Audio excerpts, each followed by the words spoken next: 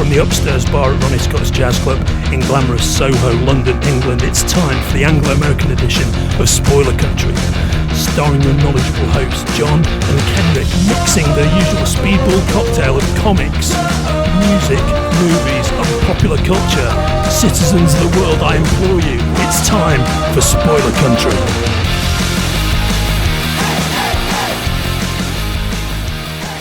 Hey, all right. Welcome back to Spoiler Country. I'm Kenric Regan.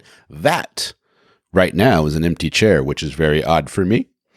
But I'm doing the solo today mono, and that's okay. But we're going to make it quick because we're going to jump right in to our, well, we try to do these quarterly or as many times as we can, but another interview with Andrew Sumner, the executive VP of Titan, which you guys all know with Doctor Who merchandise. So if you buy a Doctor Who t-shirt at Spencer's, that's from Titan. They have those amazing vinyl figurines. They have a plethora of comic books, Doctor Who, Mike Hammer, and a bunch more. They have an amazing coffee book out right now, which is the art of Into the Spider-Verse from Sony, which is amazing. But sit back, relax, and listen to the sultry sounds of Andrew Sumner, because the guy is amazing and he has a billion stories. And I think you're going to really like today's conversation.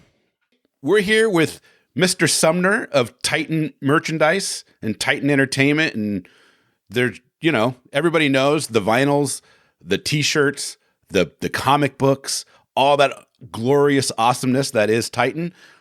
What do you guys got going on nowadays, Andrew? Oh, it's a pleasure to be here, gents. Well, you know, we're rocking into 2019 on the Titan merchandise front. We've just released our second wave of Game of Thrones Titans, and nice. Yeah, they have just been released into US retail, and I'm a massive Game of Thrones fan. They'll be available at the usual places like Hot Topic. They're available now at Hot Topic, I believe. They're going to be available at Target this year as well. So they're rolled out there. So yeah, I mean, you know, obviously the final series is just about to air shortly. Yeah. So it's all timed in with that.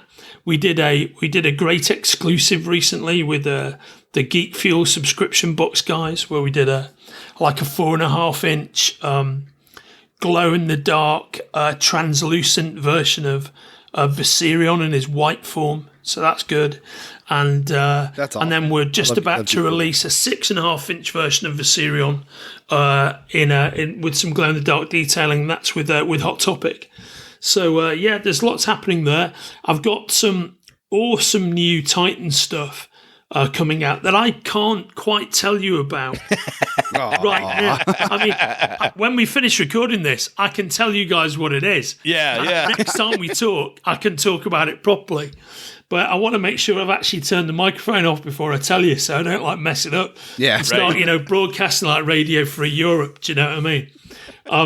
But yeah, so we've got that, and then we've basically got two different things we're doing with the Titans vinyl collectibles format throughout the course of this year, and we're gonna announce one of those within the next 2 or 3 weeks, and then we're gonna announce another one in about a month's time. But it's stuff that I'm really, really excited about. That's awesome. Can't wait to do it, and I can't wait to tell you guys about it. Nice. I'm excited to hear about it. I'm super excited to hear what that is. Yeah. So I'll tell you at the end. And then we're also, we're rocking forward with the comics program.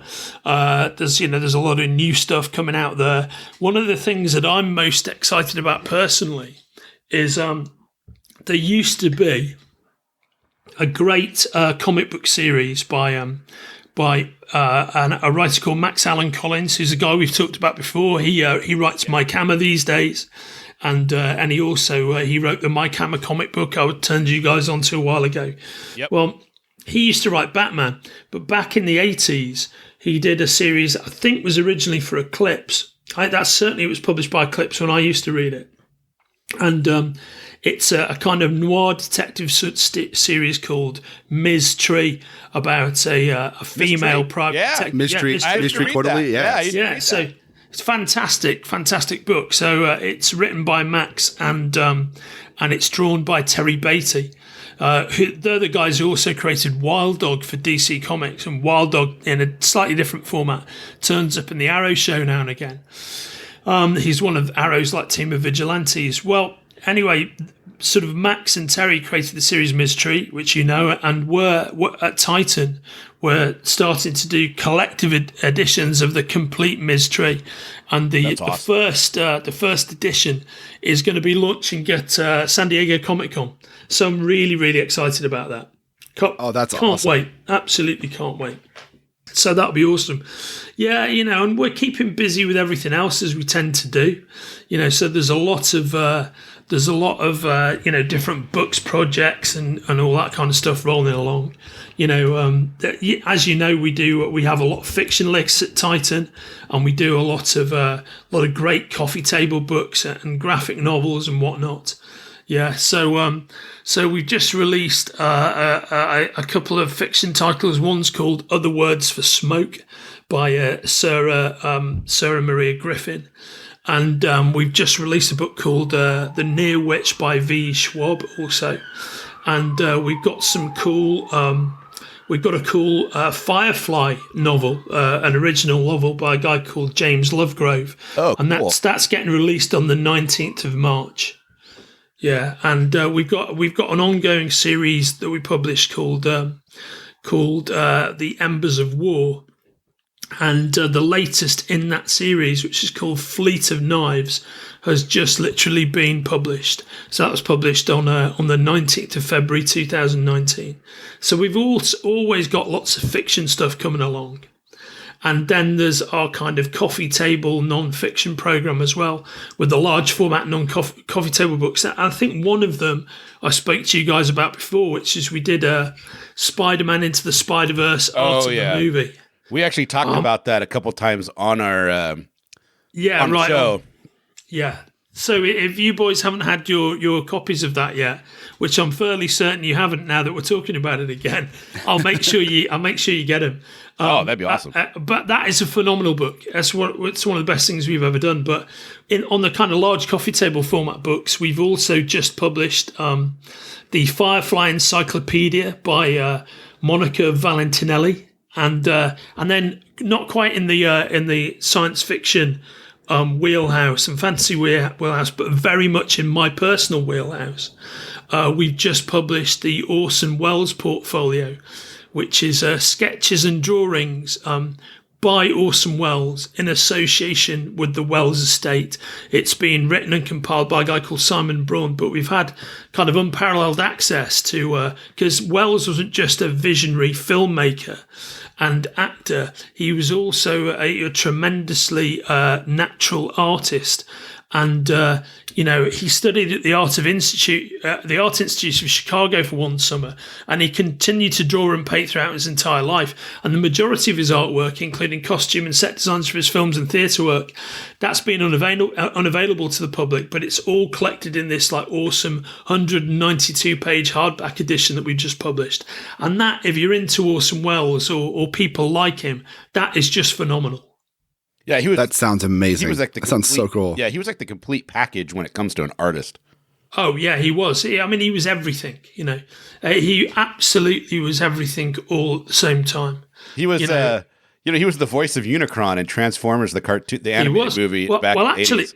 I've got a feeling that is literally his final credit. I think so too. Almost certainly, that is the last thing that he ever did. Yeah, and he was great in it. I mean, he has that. What a way to voice. Go out. That was just what a way to go out, Transformers. But you know what? That was the highlight of his career. I was 12 when that came out. 13.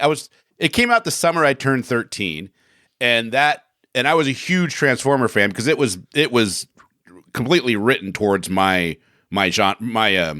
generation. Yeah. And so when you watch that movie, Hasbro was like, we weren't ready for the backlash of killing off Optimus Prime because they killed him off so that they can introduce the new toy line. Yeah. Right. And people freaked out. I remember watching it and it was that was the first time like a character that I watched every single day or knew everything about died on screen in front of me. And I was like, what the fuck did I just watch? Yeah, right on.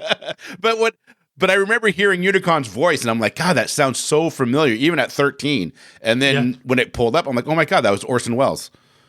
Yeah, I mean, he was doing a bunch of interesting things around that period of time because, of course, he did a bunch of ad campaigns for he did the voiceovers for the Carlsberg beer brand here in Europe and the UK. I mean, I know it's drunk over there, but he did the ads, and then he did all that those Paul Masson wine ads, all that kind of stuff. There's some great stuff that you can find online, which is outtakes. They're easy to find on YouTube, which is outtakes of Welles recording these adverts and absolutely busting the chops of the casting directors who are coaching him on his performance. And can you imagine coaching Welles? Oh well, this is it. That's exactly the point. And he's reading the script, and basically he's just stopping halfway through, going, "But this is terrible. This makes no sense." And they're great. You can find it on YouTube. It's well worth listening to. But around that period of time, the Transformers the movie was actually released in '86, and it's his last official kind of credit. There's a Henry Jaglom film called Someone to Love that was released in '87, but he filmed that a little bit of time beforehand. Yeah. But his second to last credit, funnily enough, was introducing an episode of Moonlighting. The detective show with Bruce Willis and Sybil Shepherd. Yeah, and there's famously a 1985 episode of Moonlighting, which is mostly set in black and white. It's called The Dream Sequence Always Rings Twice. And Orson Welles, who knew Sybil Shepherd because she used to go out with and star in films for Peter Bogdanovich, and Peter Bogdanovich was one of Orson Welles' best mates. So he agreed to do the intro for that episode. The other interesting thing he did right towards the end of his career in that period of time, I mean, interesting, you're me or you guys, if you're on the pop culture sponge end of the spectrum, right? Is that in Magnum PI, and I'm talking about the original incarnation, although this character actually exists in the current incarnation as well. One of the ways in which Magnum, who's just a Diamond Hill private eye, manages to kind of live on a wealthy estate and drive a Ferrari in Oahu is Robin Masters. He lives on the estate of Robin Masters, exactly. And that's exactly it. And Orson Welles was the voice of Robin Masters. Oh, nice. On Magnum PI. So whenever he showed up, he would always look you'd only ever see him from a distance. And he would look a bit like Truman Capote, like a shortish version with a shortish guy with a kind of white suit and a hat on. But his voice was always done by Orson Welles. Oh, that's hilarious. Kind of reminded me when I watched, because my dad was a huge Magnum PI fan back in the day. So we watched them. I watched all those. And, me too. Yeah, I'm a massive fan. Yeah, they're great. I mean, really. Yeah. And I think they're underrated because if you watch them now, they actually stand the test of time. They were written well, and I think it's one of the few series in the 80s that had an ongoing storyline throughout the whole thing. I mean, the characters grew. You found out more about them. It was really well done. But I mean, it's a time when TV drama was a cookie cutter. Well, we're living in the golden age of television now, where this television is more artistically credible 99% of the time than movies are, right? Yep. But back then it was completely the other way around. But Magnum is head and shoulders above a lot of what was going on, and that's got a lot to do with the creator and the showrunner, Donald P. Belisario. And he's the guy who brought that level of writing to that show. There are a couple of people who, in the 70s and 80s, the name attached to a TV show would be like a guarantee of quality. Right. There's essentially Donald Belisario, and there's Stephen J. Cannell, and there's also Roy Huggins, who's the guy who originally created The Fugitive and whatnot. And those guys, if you ever saw their name on anything, you can be guaranteed that the level of writing was way above everything else. And Magnum certainly did have a through line throughout its life, had characters and plot lines that kind of rolled on. Yeah.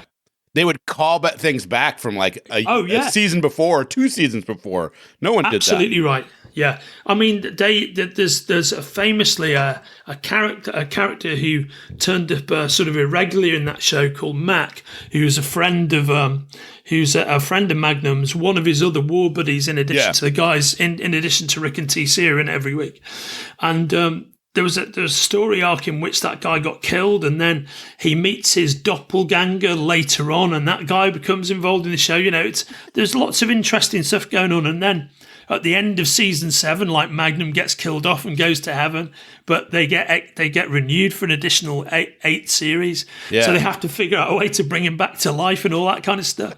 And it has a fascinating kind of bittersweet climax. What do you think of the new one? Sorry, carry on, mate. No, sorry. I say fascinating bittersweet climax because in the end, Magnum ends up having the opportunity to be the full-time parent to his daughter, but he needs a level of solidity that his life as a slacker in Vegas, in Hawaii hasn't had in Honolulu. Right. So he rejoins the Navy, and there's this really interesting kind of bittersweet moment where the final episode at the end of the titles, the show doesn't end with the titles. It then cuts back to the sort of groundskeeper's house that Magnum lives in, and Magnum's there inside his lounge, all in his navy whites, and with a straight face, he just kind of says bye and clicks the remote of the TV, and that fades the screen to black. You know what I mean? Yeah. And it's just a very interesting way to end it all. Right. As to your question about the modern one, what do I think? Actually, I was just wondering what you thought. I enjoy it. I think for what it is, for one of those like Peter Lenkoff shows on CBS, which have got to be a number of things, namely very high pace, very fast paced, and have got to tell a story in like 42 minutes. Right. I actually think it's very good, and I think, to be honest, I think his version of Hawaii Five-0 is much more watchable than the original Jack Lord Hawaii Five-0 is. Yeah. Because the Jack Lord Hawaii Five-0 is really badly dated now, because if you've watched one episode, you've watched all 100+ episodes.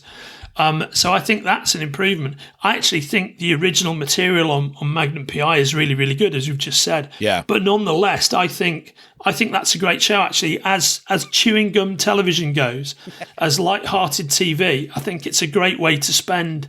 I mean, at 42 minutes, as you know, I travel a lot, and I'm completely up to date with that show because it's a great thing just to plug into on a flight. Do you know what I mean? Yeah, I like Jay Hernandez is really good.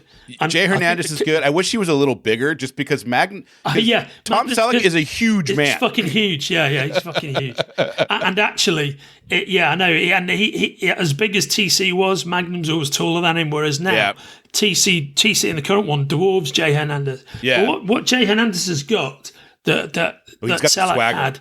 He's got that swagger and that extreme natural good looks coupled with charm. Yeah. And you like him. Yep. And clearly that's why they cast him. Yeah, he's hard not to like, you know what I mean? Yeah, he's supremely likable. Yeah. I like that show. I like the change Higgins to the girl. Oh, I love it. I think she's great. And she's amazing. She's fucking awesome. She's Predator Weeks. Yeah. So she has a sister who's she's English, obviously, but in the UK, her sister is very well known and stars in a kind of World War II crime series called Foyle's War. I know Foyle's War. So basically, if you've ever watched Foyle's War, they just did a movie, right? Not too long ago. Yeah, that's right. He's a civilian detective working during the war era. He has like an assistant who's a female member of the armed forces, like a WAC or whatever. And that actress is Honeysuckle Weeks, who's Predator Weeks' older sister. It's just an interesting first names. Perdita and Honeysuckle. Clearly the family is really into that. Yeah, absolutely. Yeah, for sure. There's definitely some interesting name choices going on in that family. Yeah, but Johnny, if you haven't watched, I don't know, I think you might have been too young to watch the original Magnum PI. I watched reruns. You watched reruns, and then the new one. It's actually a lot of fun, and I haven't watched the new one at all, but I've heard about it. Yeah, it's actually really good. I really much enjoy it.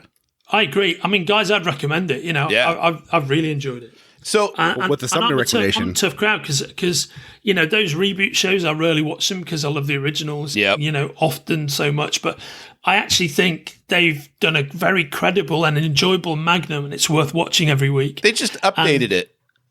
Yeah, that's all they did. I mean, they actually, unlike Hawaii Five-0, where they changed quite a lot of the DNA. Yeah. Because you can't have this kind of stentorian Jack Lord figure, book him down, who's completely perfect and everything. They actually improved that show with Magnum PI, because none of it was broke in the first place. It's such a great show to begin with. They've literally just updated it. Yeah. They have cast it really well. Nice. Yeah. I mean, Zach Knighton, who plays Rick, is really, really good. He's the guy who was in that awesome comedy show Happy Endings a couple of seasons ago. Have you ever watched that? I didn't watch that. I know of it. I haven't watched it yet. Oh, it's great. But I think I will. It's really I think good. it's on Netflix Yeah, I think, pretty sure. I think it is too. or Hulu. I would definitely recommend that show, gents. It's very, very funny. Check it. So I'm watching. So 20 years Here it ago, goes. and I can't believe it's been 20 years. Buffy the Vampire Slayer came out, written by Joss Whedon. Yeah, I didn't watch it then. yeah, I was in my mid to late 20s, and I was chasing girls and having fun, and I wasn't of course, interested. as you do. Yep. Both fine pursuits, by the way. Yeah, right. And I just wasn't interested in it. I was like, I mean, I've seen episodes as you did because it was on for 7 years. You're gonna see, and I knew what it was and all that kind of stuff. As a matter of fact, I wasn't a fan of it, and that made me not watch Firefly when it came out because I'm like, oh, that's written by the same guy that did Buffy. I don't think I'll be into it, even though I love the Buffy the Vampire Slayer movie, because when that came out in like 92 or 93 or whatever, I had a huge crush on Christy Swanson. So I was like, I'm going to watch that. Yeah. And then it had, you and any other sensible, red-blooded straight male. Yeah, right. Sure. And then it had Pee Wee Herman was his movie after the whole incident happened, which is bullshit that he was. Yeah. I mean, it's bullshit that he lost his career over this. He's the bad guy. He's the bad guy vampire, isn't he? Yeah. He's the Rutger Hauer plays the big bad in the movie, and then but Pee Wee Herman has the after credit scene where he keeps dying. Yeah. And then there's also the man, the myth, the legend, the male lead in that show is. I said the man, the myth, the legend. Now I can't remember his name. Even though Luke Perry. Luke Perry. Luke Perry. Luke Perry. Yeah. So you're right. Yeah. Exactly. Passed on. It's just passed. Crazy that he passed away. He was so young. Not so young. So young. I mean, I'm only so young. I'm like 6 years away from his age, and it was like, what? I'm older than him by a number of years. Yeah. So it was very, very strange. It's sad. It's sad. And such a fit-looking bloke as well. Yeah. But it goes to didn't show, carry any extra weight or any of that. That the stroke stuff, you just have to really pay attention to that blood pressure, make sure that you're doing things the right way, and it's just pay attention to your diet. So true, man. Obviously, his genes were keeping his metabolism great to keep him fit, but he's probably just eating like shit. Yeah. I don't know. I mean, it doesn't make sense, and it's sad because I understand that he was like one of the few guys in Hollywood that you could just go up to and start talking, and he was very effervescent and very like charming to that effect, So yeah, for sure. That's always so. Back to Buffy. Yeah. I didn't watch it, so then I was like, I told Johnny a couple weeks ago, I think I'm going to watch Buffy, and he's like, great, because he's a big Buffy fan. And I've watched it all multiple times. So what got me though was Joss Whedon just signed a contract with Boom Studios, and they've relaunched the Buffyverse. Yeah. Which I'm wondering how this is going to work because Disney now owns Buffy from the Fox deal. But so I got the first 4 comic books, started reading it. I was like, I am actually really enjoying this. I think I'll go watch the show. Were you a fan of the show back in the day? Yes, very much so. I wasn't an obsessive watcher of it. I kind of dipped in and out of it because I didn't watch it at first. Yeah. For exactly the reasons you've just posited, actually. Yeah. Which is that I liked the movie, and I thought, and at that point, generally speaking, with the exception of MASH, TV show adaptations of films were never very good, and they certainly weren't an improvement over the source material, right? Like Buffy the TV show was. So I didn't watch it. I watched the first one, and then I didn't watch it for about 2-3 seasons. But around the point that Buffy and Angel were both like in their ascendancy in the show, I then did end up watching quite a lot of it. And I also watched all of Angel, which I really loved. Yeah, so Angel was amazing. So I have to tell you, Andrew, I had a problem with the first 3 seasons of Buffy because of the Angel character. Yeah, I have a girl that I take care of. She's 5. She's not my biological daughter, but she's my daughter. You know what I mean? I don't think of her as anything else but my kid. And yes. I couldn't help but look at Angel as a pedophile. And the way he was going, and he was grooming her. And the thing that got me was like, it was the complacency of all the adults around her that not one scene talks about him being so much older, and she's 16. And not 18, not 19, not 20, not enter college, but 16 years old. She's not even done growing as a human yet. And he is courting, they end up having sex. And it was like, and then they have a scene where they talk about when she's like 14 years old and he's watching her from the car, knowing that he already loves her and she's not even the Slayer yet. And I'm just like, oh, my mind is blown. And I'm like, why isn't anybody talking the fact that they are showing this on TV, making it seem like it's a totally okay? Because I know when my kid turns 16 and some 26-year-old is trying to get down her pants, I'm going to freak out on that guy. I want to be there when that happens, by the way, mate. John, it's your job to video record that one. I will record that. Film I will it, record it. I might go to jail over the recording, but it'll be worth it. We'll share it privately only. Right. Okay? But I mean, have you ever, and it's funny because I called this out on Twitter and we literally had a bunch of responses where people were like, no, because, why did you just ruin my childhood? And I'm like, how did you not notice? Even at 17 or 18 years old, I would have caught this and been like, what is happening? Well, I've watched that show, more than once all the way through. And obviously I knew that she was younger, he was older, but I never the whole grooming aspect never clicked. Yeah, I mean, until he said it. I would describe that as an utterly viewing experience ruining piece of observation. Do you know what I mean? So I'm glad that I've watched it all now, because I don't think I would have the appetite to do so with that very clear commentary banging around inside my head. Do you know what I mean? I'm sorry. I mean, overall, I got over it, right? And it's like, okay. And then once she's become into her college years, and then I'm like, okay, why couldn't they just start her off in college and avoid that? Like, what writer didn't stand up and say, wow, we are grooming a pedophile here? Does anybody not see this? I mean, of course, you're just describing the Twilight movie series as well. Yeah. Oh, yeah, God, and that's what everybody says the same thing. Like, and well, they it's do that. Kind of more. I feel it's more blatant in there. Although I think it's. I don't think you can deny the keen point that you're making. Certainly, as a man with 2 now grown up kids, if an immortal vampire had been grooming my daughter, age 16, I think I would have been wading in there with the crucifixes and the garlic and the silver bullets. So I can't argue with you, man. Yeah, it's just weird. Well, you mentioned Twilight. It's more blatant in that movie because not only are they sticking around going back to high school all the time, there's a whole aspect of Jacob the werewolf imprinting on their unborn child as his future lover, and that pisses me off. I don't even want to talk about that. I mean, that's just just fucking ridiculous. Just so ridiculous.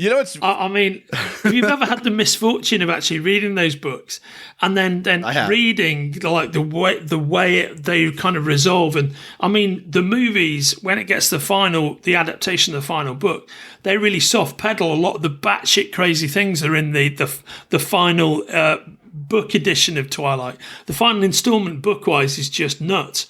It's just there's so much stuff in there that's like, what? Yeah, absolutely. And you've touched upon some of it, and that's not even the most batshit crazy thing that happened. It's crazy. Those books are insane. When you read stuff like this and you watch it, I'm all for artistic freedom. You know what I mean? You should be able to write about the things you want to write about, and there's stories that people are going to be interested in. But there's a part of me there's a small part of me that goes that this comes across, this is something in the writer's mind already. You know what I mean? And they're writing it out, and it might be a way for them to release it and let go of it. I've purged it from my consciousness or my ego, I guess. But then there's like, yeah, but you're putting it out here, and now because the fan base at that time were teenage girls, mostly. Yeah. And John. Yep, for sure. Teenage Girls and Johnny. Yeah. But Really. but it's just weird, you know. I don't know. I even as a parent, I guess I would be watching that and I'd be like, I don't like you watching this because it's making it seem like it's okay, and you'll be okay with it. Yeah, no, I know. I do think you're onto something, mate. I really do. You know what's funny is you said you've made a comment that kills the show for me, and it's funny because do you ever watch The Big Bang Theory? Some people love it. Some Absolutely. people don't. You're going to do the same. Are you going to do the same for The Big Bang Theory, mate? No, not at all. Killer coming. But The Big Bang, Welcome to Rooting Shows, Kenric. The Big Bang Theory did that for me for Raiders of the Lost Ark. They have a whole episode about it. Where So I've seen every episode of The Big Bang Theory, but clearly I this didn't imprint on me in the same way. Amy 'cause I tells. can't remember it. No, wait. Before you do it, this is going to ruin that movie for you. I guarantee you. Okay, So- so I can live with that. Okay. I've seen it so many times. Yeah. I might never watch it another Sheldon time 'cause- shows Amy the Raiders of the Lost Ark, and he's very excited to show her this movie because it's one of his all-time favorite movies. Yeah. They get done, and he's so excited, and he's waiting for her reaction. She's like, it was all right. He's like, how can you not be all right? And she goes, well, the ending of the movie would have been the same with or without Indiana Jones. The Germans would have found the talisman. They would have found the Ark. They would have opened the Ark. They all would have died. Indiana Jones had no bearing on the outcome of the movie. It's so true. And I'm like, shit, she's right. Yeah. It's so true. But actually, do you know why that doesn't bother me? Yeah. And I'm glad I feel this way. And I know I feel this way instinctively because sometimes in life, it's not about the outcome. It's about how you get there. Yeah. Do you know what I mean? Yeah. And it's absolutely right. He achieves nothing.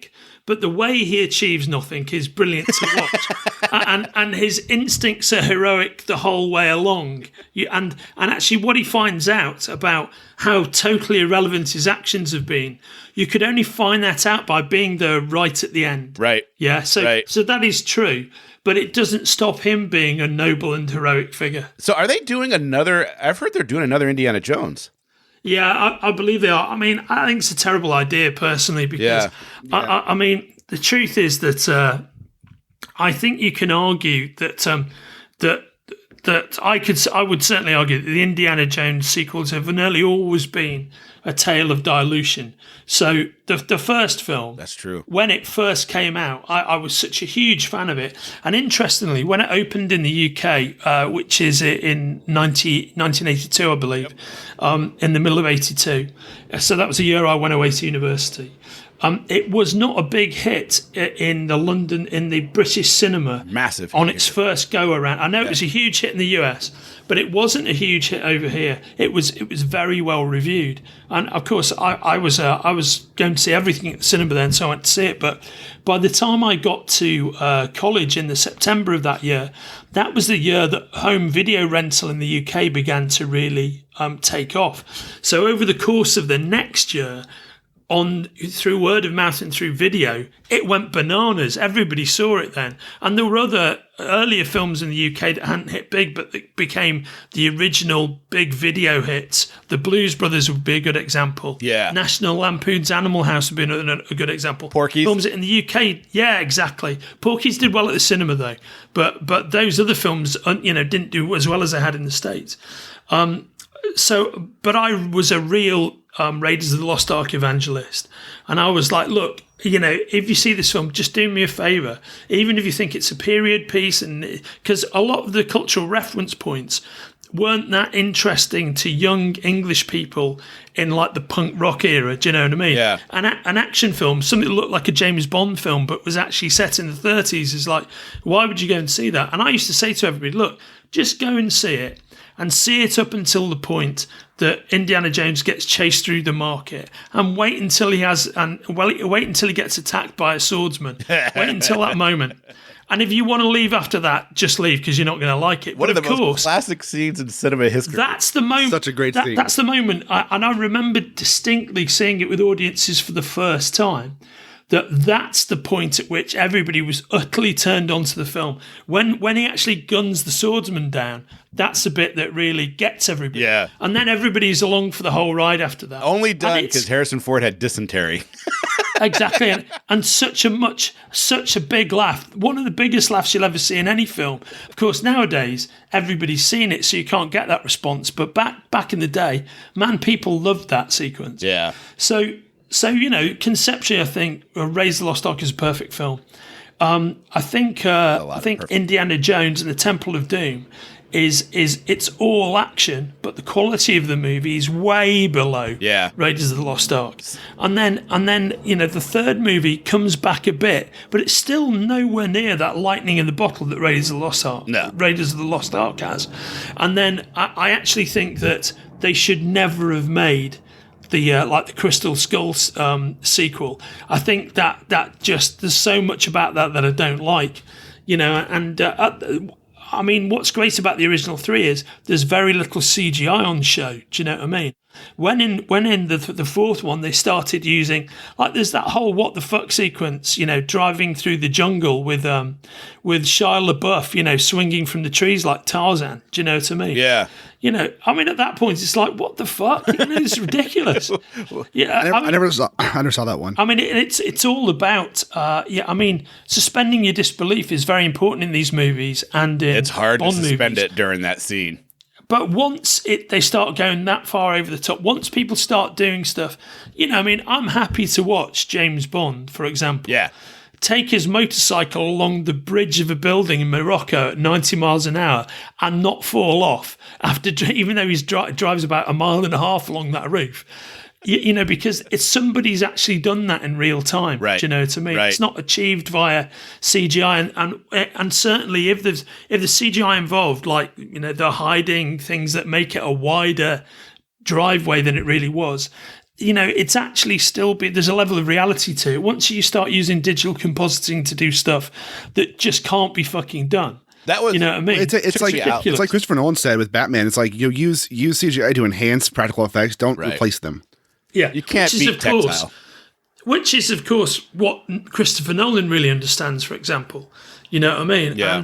And that's actually what is great about the action in the first three Indiana Jones films, and that's for me why the fourth one doesn't really work. Yeah, that makes sense.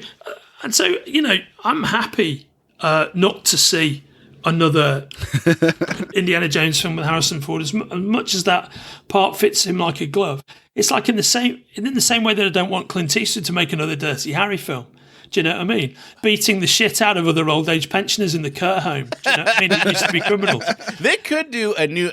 But I guess they could make a great film with Clint Eastwood. Yeah. As an old age pensioner avenger, that would be awesome. There's a whole different film to be made about. He's a retired cop. He goes into a care home and he realizes the gang of 10 people who killed his partner are in the care home as well. So he systematically takes them out.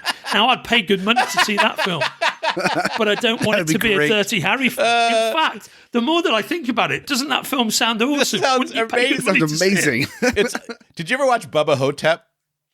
Oh yeah, what a great film! Oh god, it just I was having flashbacks of Bubba Hotep. It's insane.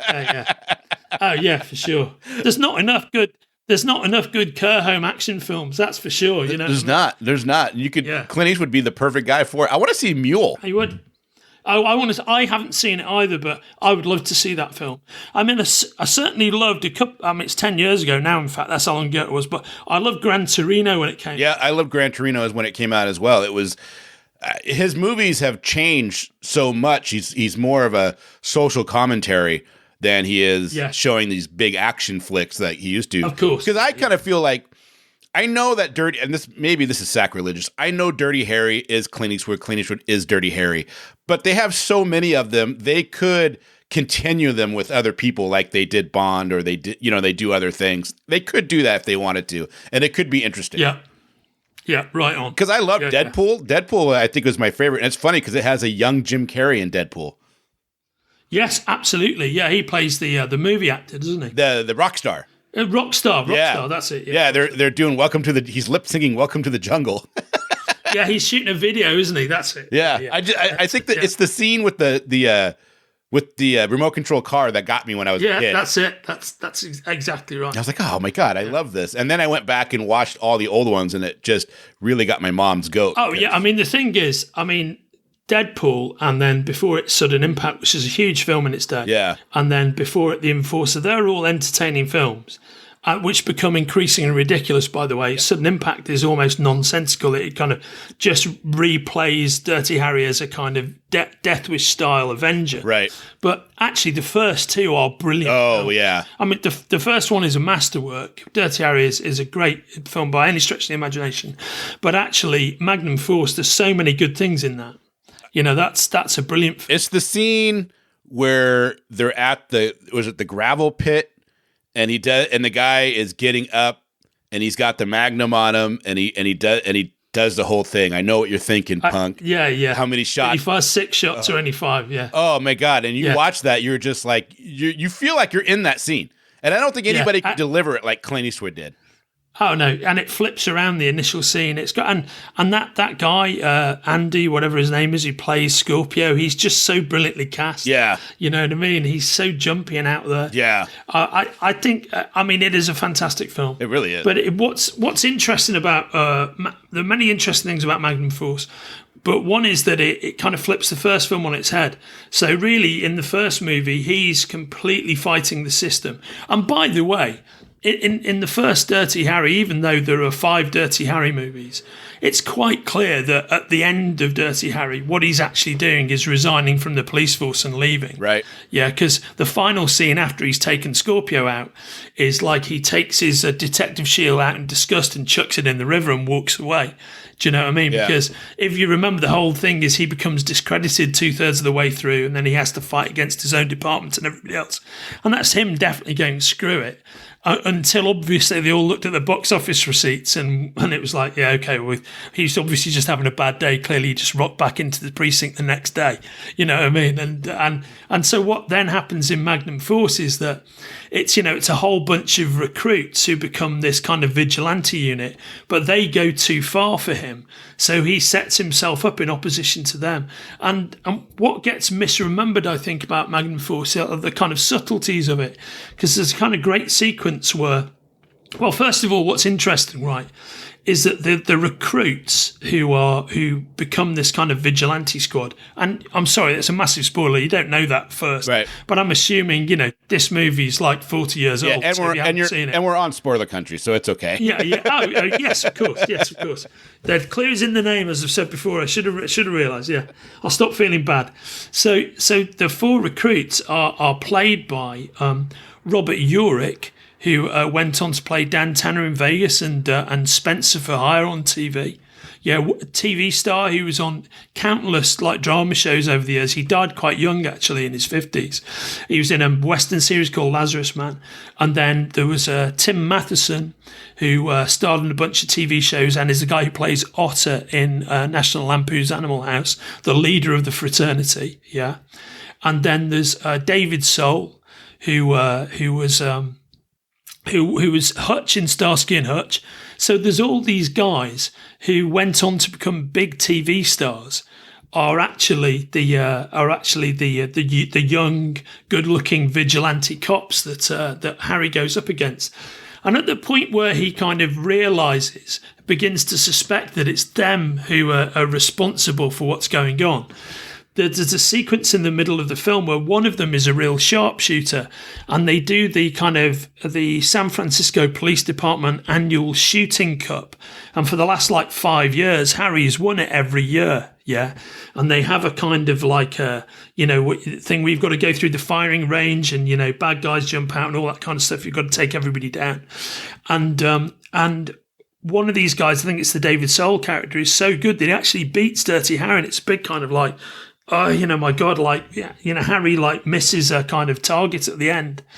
And then what you realise is that he's actually thrown the competition.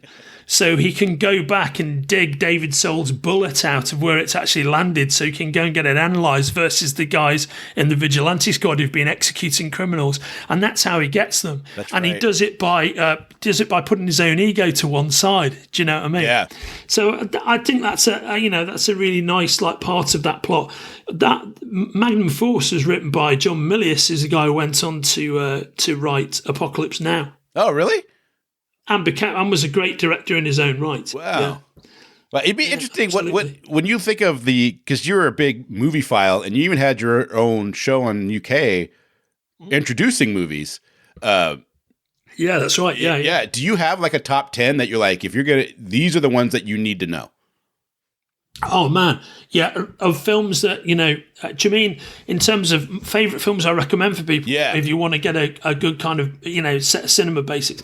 Yeah, I do. I mean, my list is very personal because like Sumner's own Centurion. It's stuff that's important to me, and it wouldn't necessarily be as meaningful to anybody else. Right. But if people ask me, yeah, I mean, the ones I could bring to mind very quickly are some will be obvious and some won't be. So. In my kind of top recommendation 10 would be Citizen Kane by Orson Welles, which is, a big critical favourite, a big critical darling. Yeah. For years and years, it was regularly, voted as being like the best movie ever made. It doesn't really occupy that position these days because of the younger movie audiences, but I mean, it's still in the top 10. You know what I mean? Isn't the importance of that movie in the way that he built it and the way that he shot it? Absolutely, it's absolutely groundbreaking. But the interesting thing is, it's still fantastic. You can watch it, and there's a whole bunch of movie techniques that he introduced. But it's still a fantastic film. I would also recommend personally, from the kind of black and white era, I'd also recommend the Howard Hawks version of The Big Sleep, starring Humphrey Bogart and Lauren Bacall. Oh yeah, there are a number of great Bogart and Bacall films, but that is a really great one. There's a film. There's It's a Wonderful Life with James Stewart. Yeah, which is well known as a kind of Christmas classic. Yep. Have you guys ever seen that? Oh yeah. Who names their kids Zuzu Pedals? Yeah. Okay. Exactly. I never got that. Exactly. I was like, you named your kids Zuzu Pedals? Yeah. Yeah.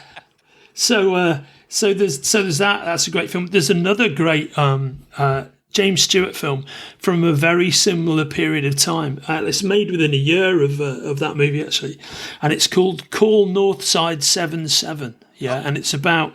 Have you ever seen it?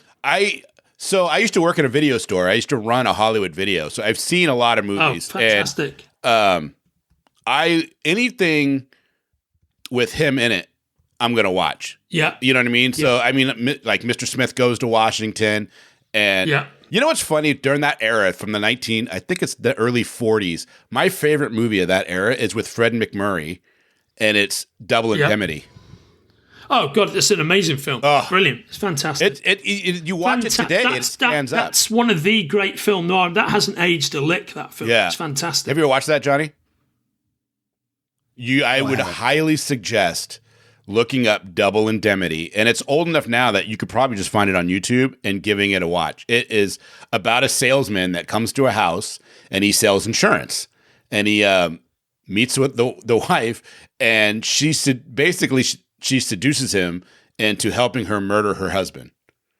But before they do, they take out an insurance policy, and Double Indemnity pays double. So if you die a certain way, it's a great film all about obsession and how a fundamentally good person is like lust and love lead him to do things that he wouldn't normally do. Who was Stanwyck? Barbara Stanwyck is Barbara Stanwyck is the female lead. She's amazing. She's amazing in that film. And so actually, Northside 777, called Northside 777, is one of the first kind of. So basically, it's about a guy who's been wrongfully imprisoned, and James Stewart is a crusading reporter who actually manages. It's all set in Chicago, and he's the reporter who dedicates his career to try and getting this guy who's been wrongfully imprisoned out of jail.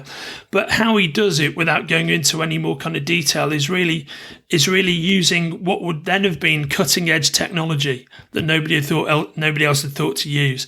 And it's just got a brilliant denouement scene where it all kind of gets wrapped up. It's a great film, and I completely recommend that. And then I don't know, you might have seen some of these, Kenric, I don't know, but I'm a big fan of Sam Fuller, who's a hugely melodramatic filmmaker who worked. His peak output was in the 1950s, And he was a former journalist and a former infantryman.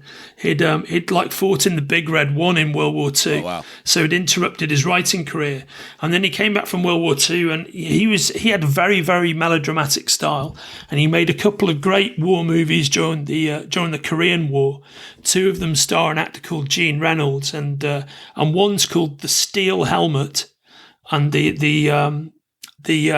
I can't bring the second one quite to mind at the moment, but The Steel Helmet is the first of those two. And the Steel Helmet is basically, it starts with a close-up of Gene Reynolds as this really hard-bitten GI, having a really, really tough time in the Korean War, and his helmet has got a bullet hole in it, yeah. And basically he's the last surviving. I'm saying Gene Reynolds. Wow, completely wrong. It's Gene Evans. Sorry, guys. Gene Evans, who's this really bulky sort of American actor. So he plays this character like Sergeant Zach, and his whole unit's been wiped out. And it's about how he basically gets on track to find another unit and has to work his way through sort of enemy-infested territory in Korea. And that's a great film. There's a follow-up also starring Gene Evans, also set in the Korean War during the winter, which is called Fixed Bayonets. And he plays another hard-bitten sergeant in that. In fact, the character he plays in Fixed Bayonets is called Sergeant Rock. So, it's. I think that just happens to be. That film was made in 1951, before Sergeant Rock was created. But I just think it happens to be a coincidence. Yeah. Yeah.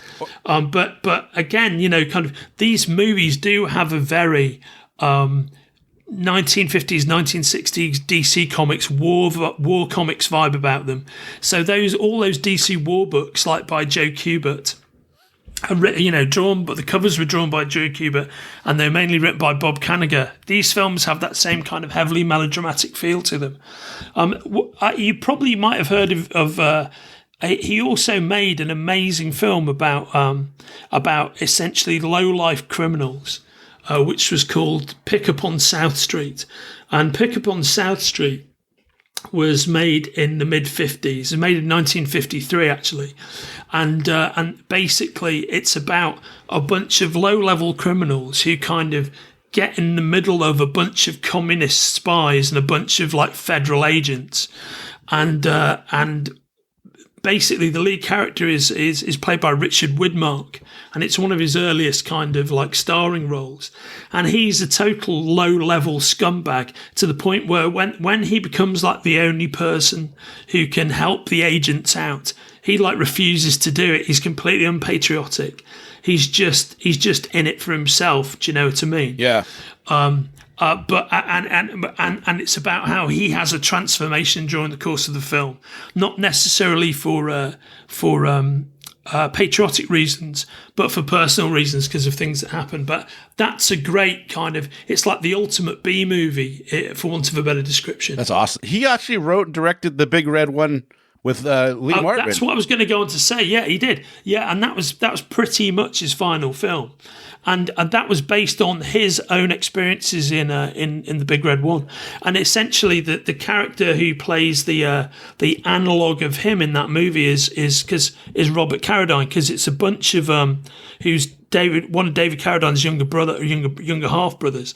So that film is basically Lee Marvin is the sergeant in charge of the unit, and then the young soldiers are played by a selection of people, including Robert Carradine and including Mark Hamill. Yeah. I remember I've seen the Big Red One quite a few times. Oh, it's such a great film. And there's an extended edition, which is really good. So, true story, or what Sam Fuller used to do is he never used to say action. He instead he used to like fire his like war service pistol instead. So you couldn't get away with that nowadays. Oh no, you couldn't do it now. But everybody who filmed for him said, whenever one of his scenes to start, you were totally on edge because he just like fired off a gun, and that's how it all began. He's such a fascinating dude. There's a documentary. This is available on YouTube, right? And and it's called it's called something like the typewriter, the rifle, and the movie camera. Yeah. And that is a documentary about his life, which is basically narrated by Tim Robbins and Quentin Tarantino. And I would totally recommend that. It's a fascinating. Yeah, it's called The Typewriter, the Rifle, and the Movie Camera. You can get it on. It's up on YouTube or whatnot. It's about an hour long, and it's fascinating. And it's essentially it's Tim Robbins going, I've just sat down and watched a whole bunch of Sam Fuller films. Why didn't I know he existed before now? Its films are hugely influential on the way cinema comes about today, because it's much more. It's very, very classic and melodramatic, rather than the way that 70s films were put together. In a very kind of that classic Robert Altman way of filmmaking, where you get a film like MASH, which has all the dialogues like looped over itself like it is in real life. Right. And the narrative isn't as clear. Sam Fuller's kind of the opposite of that. Sam Fuller wants to take you on a kind of through line. Wasn't Altman really known for like the single shot? You know what I mean? He would tend to do a lot of one take shots for long periods of time. Like I know, like one of his last films, and it had Ryan Phillippe as in it. God, it was like a weird murder mystery in a rich house. I can't remember the name of it. Oh, I know it's Gosford Park. Yeah. I think that is by the way, that is a fantastic. Yeah, I think that opens up with like a 10-minute shot. And you're just like, geez. They're all preparing for dinner, aren't they? In that shot? Yeah. That is an awesome. I always think that's incredible when you have, because the fluidness of the scene is so tight compared to when it's like a lot of angled shots coming from all over because like I know Martin Scorsese he'll do a fluid shot or a single shot every once in a while, but he does a lot of like the scene in Taxi Driver where De Niro is on the ground or in the apartment and he's bleeding, and they do that amazing scene where it's like from the far corner of the room and you have this angle that you just I don't think you ever really saw it like that, and and it was and that's always cool and it looks nice, but I really like it when it's almost the camera is following the characters, and it makes you because it kind of makes you feel like you're in the movie more and in the story and a part of it, as opposed to watching it as not as just an audience member. Robert Altman was well known for being experimental with stuff like that. What's fascinating about Gosford Park is that he essentially shot that movie with two cameras, both of which were like always moving in opposite directions to each other. So basically, the whole cast are all these English actors whose initial training is all in theatre and whatnot, right? So they're used to really extended takes. So that's how he filmed it. A lot of the people in that movie were more theatre actors than were movie actors. So he constantly had two cameras on the go at all times. And then him and his editor had to edit all that footage from a dual set of footage all the time. That's why it has such an interesting look. Yeah. I'll tell you another thing about Gosford Park. I mean, Gosford Park, I wouldn't want to give it away to anybody because it's a fascinating mystery. It's a good movie. And it's almost pitch perfect film. But you know what it's responsible for is Downton Abbey, because the guy that Robert Altman got to write Gosford Park was a guy called Julian Fellows. In fact, Julian Fellows might have created the script in the first place. Yeah. But I've got a feeling that they were put together to develop the film together, right? Okay, and Julian Fellows is the guy who created Downton Abbey. So after he'd done Gosford Park, he was like, this whole milieu, it might be, I could make a TV series out of this. Downton Abbey isn't really a murder mystery per se, but it is very much set in that world of British privilege at the turn of the last century. Do you know? Yeah. Johnny, are you familiar with Robert Altman's work? I know who he is. I'm not. So, some of his movies that you know. He's done, I don't know, he's probably directed over 30 movies, but he did MASH. That was him. Shortcuts in the early 90s, The Player in the early 90s with what's his name? Tim Robbins. But I think my favorite, I loved MASH because it's so funny and it's just ridiculous. But I think my favorite Altman movie was The Long Goodbye. Oh yeah, I mean, very interesting. I mean, that's such an interesting film, The Long Goodbye, because classic fans of Chandler for years and years used to really hate that. Everybody loved the Big Sleep as an adaptation of Philip Marlowe, and everybody loved the Dick Powell version of Farewell My Lovely, which is called Murder My Sweet. Everybody loved those movies. But for years and years, among like hardcore Raymond Chandler fans, a lot of people never liked The Long Goodbye. They didn't like that kind of 70s slacker interpretation.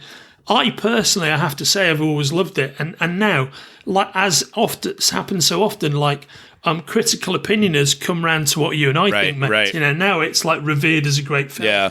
One of the interesting things in that ahead movie, of its time. right, it's way ahead of its time. The score for that movie is written by John Williams. It's one of the earliest film scores that he did, and he wrote a particular refrain, a particular kind of melody, and then what he does is everywhere Marlowe goes in that film, he hears that refrain in a different style. So, you know, when he's in a Mexican restaurant, he hears a Mexican version of it. And then when he's in an elevator, he hears an elevator music version of it. Do you know what I mean? Once you're tuned into that, you notice it in every scene. It's not in your face, but it's really nicely done. That's cool. You know, we're talking about long shot movies or one shot movies. There's a movie that my wife and I watched on Netflix called The Wedding Party. Great film. It's 2 hours of one shot. Yeah. Well, they did a good job on that. Yeah. Are you talking about the Altman film? Or I'm not sure who made it. It came out a couple years ago, and it's one shot. That's just it's at a reception, and the entire film was just one long shot, one continuous shot. Yeah. Which movie? The reason I'm asking, mate, is because he famously. I think it's the Altman film you're talking about. It's called A Wedding. Oh, okay. Yeah, maybe. Yeah. Because there is a film called The Wedding Party as well. It's like an African film, but A Wedding. I actually saw that. That came out in 1978. I saw it at the cinema in Crosby in Liverpool when I was 14, and I was the only person in the cinema. Oh, jeez. That's. When I saw Fly the Navigator with my dad, we were the only. I saw Fly the Navigator. There we go. That was awesome. I saw that. I think there was a couple people in there, but that was it. That's the first movie I remember seeing in theaters was Fly the Navigator. Compliance. So do you know what he did, Johnny? That you'll know is Robert Altman directed Popeye with Robin Williams. He did. Oh, yep. He did. I do know Popeye. I've been to that reef with the octopus fight in Hawaii. Really? Cool. Wow, amazing. That was in Hawaii. I didn't know they shot that movie in Hawaii. They shot parts of it, yeah. So like, a lot of on Kauai, the most northern island of Hawaii you can go to. There's this whole north side of the island, which is like where they shoot a lot of things. Like Jurassic Park was shot there. Or like all the islands you see for Jurassic Park was shot there. Popeye was shot there. A lot of things get shot around that site because there's just nothing there but cliffs and gullies and all this cool stuff. So, guys, have either of you ever seen the film he made immediately after MASH, which is called Brewster McCloud? I don't think I've seen that one. No, I have not. Okay, so I'm not going to tell you too much about it, but you should definitely see it. It's like this kind of experimental comedy he made immediately after MASH, and it's fucking nuts. It's. I remember seeing it on TV when I was a kid. It totally blew my mind, and it basically. Do you know who the actor Bud Cort is? Have you ever? Sounds familiar. He's a guy that sounds familiar. He'll be familiar to you if you see him. He's still alive now. He's always played like really slight, weird guys. Oh, he's the lead in Harold and Maude. Have you? Oh yeah. That guy from Harold and Maude. Yeah, you got it right now. Yep. Yeah. Okay. Well, Brewster McCloud is basically he's a character played by Bud Cort, and he's kind of like a young sort of reclusive guy who who lives in the fallout shelter inside the Houston Aerodrome, and he's obsessed with being able to fly, and he's got design for building himself a pair of like wings. And I'll just leave that as the jumping off point. That's where it kind of starts, and it's just got a vibe unlike anything else I've ever seen, with the possible exception of the movie The Phantom of the Paradise, if you've ever seen that. Does that mean anything, guys, The Phantom of the Paradise? Not. I recognize that. So I'll tell you what it is. The Phantom of the Paradise is like a kind of like slightly future dystopian version of The Phantom of the Opera, but it's by Brian De Palma, and Phantom of the Paradise and Brewster McCloud are not similar films. They have an energy to them which is quite similar.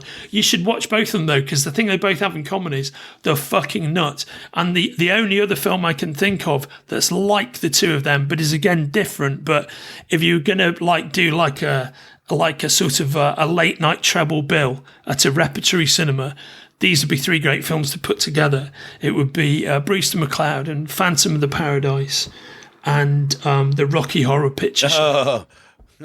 So we're talking about that kind of feeling that there's a through line with all three of them. It's kind of like what Ed Wood was trying to be like. Yeah. But Ed Wood is kind of almost like too self-conscious about itself. These things are about somebody who made those kinds of films. This is the original DNA of it all. Yeah, I'll check that out. I love that kind of stuff. I know you did an installment about this, but I've been working and haven't had the chance to listen to it. What did you guys think of Captain Marvel? Oh, okay, because of Shazam's out, I keep going back and forth. Yeah. So Captain Marvel, it was good. It was a lot of fun.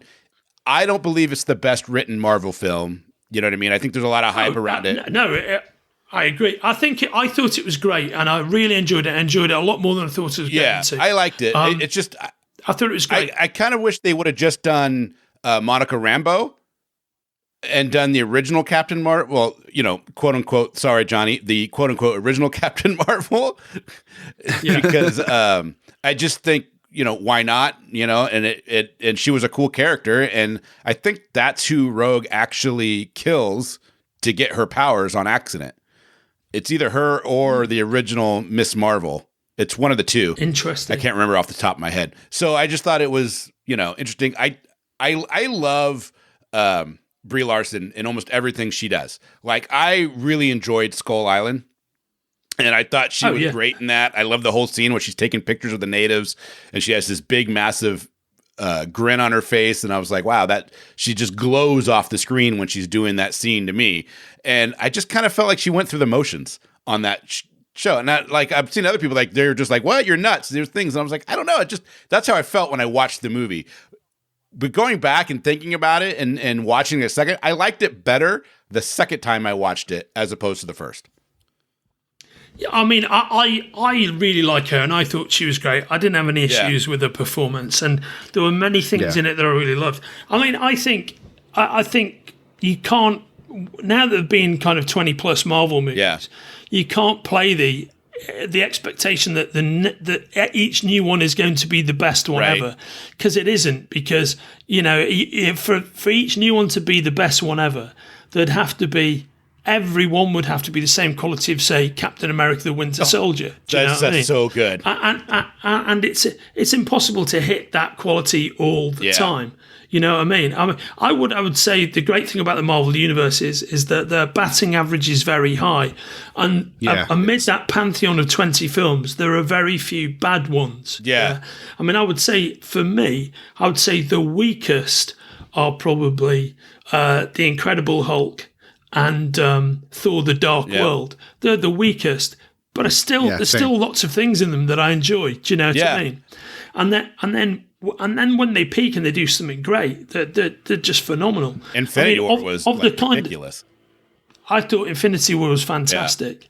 And I also really loved Spider-Man: Homecoming. I really loved Thor: Ragnarok. I really loved Doctor Strange. I thought that was great. Yeah. as an introduction to a character, I thought it was really good. So their batting average has been very strong. I wanted Captain Marvel to be longer. I think at the end of the day, that was my problem. They went so fast over some things that I was like, I really, if you're gonna do an origin story, I want it to be an origin story, or just get the origin story like they did, like how they did Spider-Verse. I loved how they did the origin on that. They said, okay, this is the deal. That's such a great. Yeah, and then go into it. And I wish they would have done that, or give me like a really gritty, like I love the movies that are a slow burn at times. You know what I mean? And I think her character, that movie could have been an amazing slow burn and then building up to it. But overall, I loved it. I mean, overall, I really liked it. Well, I think the biggest problem in that movie, though, was like, well, while I love Jude Law, his character, like, there was never a doubt that he was a bad guy. Oh, yeah, sure. Never was he could have been a good guy in that movie. So. I mean, part of that is here's the thing, right? If you know your comic book lore, there are certain things in that movie that just aren't a surprise when they happen, Yeah. And what I realised is that I wondered why they'd been very cagey about naming him as Jon Rog on the lead up to the film. And I thought, well, for some reason they're hiding like Mar-Vell's identity, because the obvious thing would be, well, we're not telling you his name because he is Mar-Vell. But they couldn't tell you he was Jon Rog either, because the minute you say he's Jon Rog, well, he's definitely not Mar-Vell, which is what everybody would have thought. And it also means he's the fucking bad guy. Yeah. And of course, the reason that's exactly why they didn't name him before you actually saw the film. Because the big reveal, of course, is that they've flipped who Mar-Vell is. And which is something that I liked. I really liked that, actually. I thought that was a clever use of keeping Mar-Vell's presence in there. I liked Mar-Vell. I liked how they did that. But he is 100%. He might as well have bad guy stamped on his forehead. Right. I'll watch anything with Annette Bening in it. Yeah, she's phenomenal. She's awesome. She's a great talent. I didn't understand the backlash of the whole, why'd they make Mar-Vell a girl? And I was just like, man, who cares? Oh, mate, it's the same fucking idiots who have got a problem. It's just, here's the thing. There's no real backlash, because that movie's, if it doesn't make $1 billion at the end of this weekend, right, it'll have made $1 billion by the end of next week. There's no actual backlash, and this is the interesting thing. I think if you live in the space that you guys live in and I live in, if you're interested in this stuff and you read online news articles, that's obviously got this there's quite a vocal bunch of middle class white dudes who've still got an issue with inclusivity, and whether that's race based or based on gender or sexual preference or whatever, and because they've got nothing else to write about, they're quite loud and vocal. But in fact, they're an incredible minority. These guys, do you know what I mean? And they're just loud. Actually, the only place I ever see things like a backlash against Captain Marvel Twitter is when I turn my laptop on. You know what I mean? And look at shit online. When I actually speak to anybody, I know that, for example, my daughter, who's massively into comic book culture and massively into music culture, and she's like 19, her and all her mates loved Captain Marvel. They absolutely thought it was fantastic, and they all loved Black Panther as well. Yeah. You know what I mean? And all this hoo-ha about, there was some hoo-ha about Black Panther, and all this stuff which makes me laugh to this day about the boycotting Captain Marvel thing. Well, look at the effect that had. Less than nothing. Yeah. Do you know if anything, it made people want to go see it more. Oh yeah. I mean, these guys have just got to get real. You know what I mean? There's a big part of me, Sumner, that thinks that they claim that they understand that they want to get back to, I don't know what they want to get back to, of like comics in the 80s and 70s and 60s or something. And I don't get that, because if you know your comic book lore and you've been reading it your whole life, then you know that change happens all the time. And they make drastic changes to major characters all the time.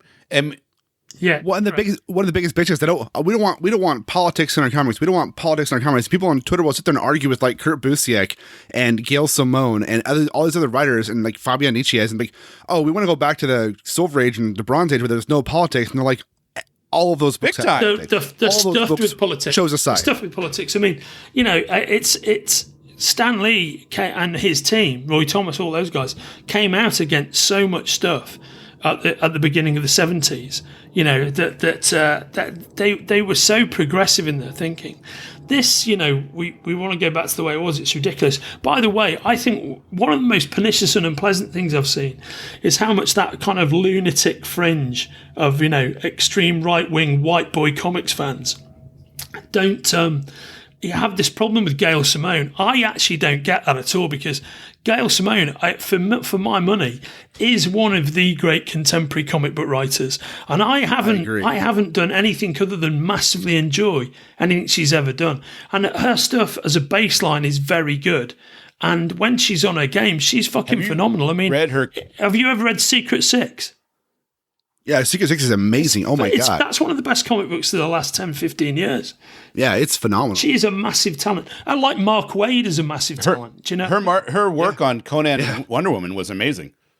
I was just brilliant. I was disheartened because I think when she started that endeavor, she didn't know that eventually Conan was going away and going back to Marvel, because Dark Horse had to have known by the time she started that they were losing the license. And she didn't know, because I was like, oh, what's going on? And she actually responded on Twitter. She's like, yeah, it's done. I mean, it is what it is. And it was just too bad, because that was just a really fun read, Oh, yeah. I mean, she does great stuff, and that's a great book. Secret Six is a phenomenal book. Birds of Prey. That was great. That was really, really good. I think anybody who can come up with such great series. I think anybody who can, when it comes to writers, and you can find somebody that can piss off a whole group of people because of their writing is so good, that's a talent that you should be really supporting. Oh, absolutely. I mean, I think she's got a fantastic eye for dialogue and a brilliant feel for character. And all of that on top of the fact that her feel for narrative is great. So that's everything you want in a comic book author. I mean, I think... And she's super nice to talk to. Yeah, she's the best. She is the best. When I see some of the interaction these clowns have with her and some of the things they say about it, it's just like, man, you're just not even close to what's really happening in the world, not even close to what's really happening in like global popular culture. And the change and progression is a good thing. You know what I mean? It really is. And culture evolves constantly. And that's it's like language evolves constantly. That's what makes these things fascinating.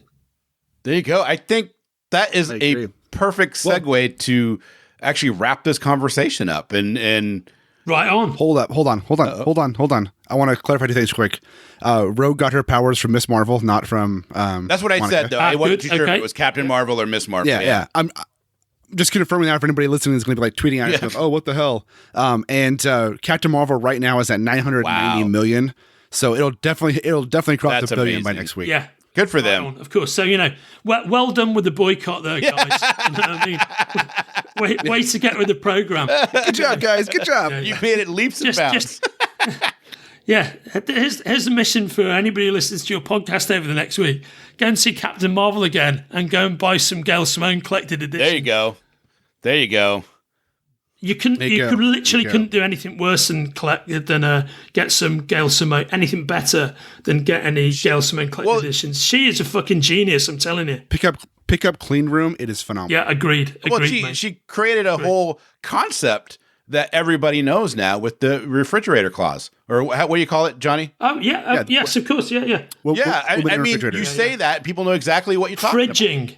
Fridging is totally which they're guilty of in Deadpool 2, for example. And fair enough. That those writers say they hadn't heard that term, but as soon as it was explained to them, they like hands up. Oh shit, yeah, we did do that. Do you know what I mean? Yeah. No, I think she's a voice for a very important and positive change. And the more that we all realise that we're all the same, and there's no point in like subsects. Human beings are human beings, irrespective of, race, creed, gender, political philosophy. We've all got to get on with each other. And here's the other thing, by the way, if there's a particular creator out there that you don't like, that's okay. There's plenty of shit being written and drawn every month. You can always find stuff. You can always find stuff to enjoy. It is not like every book published by the majors is politically aligned and is identical. It just isn't. And anybody saying otherwise really isn't reading them. They're just reacting to stuff they haven't seen, which, by the way, looping back is that sort of very rarefied extremist fanboy response to Captain Marvel. This is all from people who hadn't even seen the movie. And I've got no time for that at all. If you want to have a reasoned, erudite conversation about a piece of art, whether it's a movie, a book, whatever, a play, a musical, that's fucking awesome. I love doing that. But don't criticize stuff before you've even seen it. That's just nonsensical. It's stupid. It's ridiculous. There you guys go. Well, guys, thanks for finding the time to talk to me again. I very much appreciate it. No, thank you for coming on. We love having you on, and we're going to have many, many more conversations with Andrew Sumner of Titan. And, man, Sumner, thanks again, man. Thank you so much. No, thank you for making the time for me. Always my pleasure. And now we figured out how to have this hands across the sea conversation. We can do it as often as we want, because I've just realised we've got to the end and we haven't even really talked about any topics whatsoever about what's going on in popular culture in the last 2 or 3 weeks. This has been the least news-led conversation we've ever had. I know. It's like being one long, colossal, very fun digression. Yeah, I love it. I love it. I know. We went from everything from movies to Gail Simone and everything in between. Yeah, it's awesome. That's right. Yeah. How'd you get from the non-Raiders Indiana Jones films are very disappointing to Gail Simone is a genius in 10 easy lessons during this conversation? That's how you do it. Exactly right. All right, guys. Yeah, thanks so much, guys. You take care of yourselves. Soon. Thanks, Andy. Thanks, Andrew. See you soon. Take guys. Have a great day. All the best. All right. Well, thanks for joining. I hope you guys enjoyed that. It was amazing, right? The guy was awesome. Well, I'm here alone. I'm going to go ahead and go to bed because it's getting late. But of course, you can hear us everywhere podcasts are heard. You can get a hold of us on almost all the social media that's out there. If we're not on your favorite one, just let us know. We'll get there as soon as we can. And you can always leave us a voicemail at 707-656-2080. Again, that is 707-656-2080. Leave us a message. Tell us what you think. And as always, open the mind and read more.